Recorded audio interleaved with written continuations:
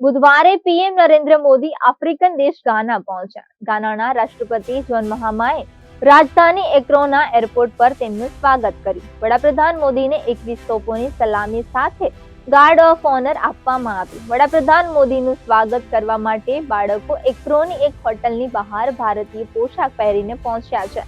તેમણે પીએમ મોદી માટે સંસ્કૃતમાં શ્લોક કંઠસ્થ કર્યા છે. મોદી 2 જુલાઈથી 8 દિવસ માટે 5 દેશોની મુલાકાતે છે. તેઓ પહેલીવાર ગાનાની મુલાકાતે આવ્યા છે. 30 વર્ષમાં કોઈ પણ ભારતીય પ્રધાનમંત્રી આ પહેલી ગાના મુલાકાત છે. અગાઉ 1957માં પંડિત જવાહરલાલ નહેરુ અને 1995માં નરસિંહ રાવે પીએમ તરીકે ગાનાની મુલાકાત લીધી હતી.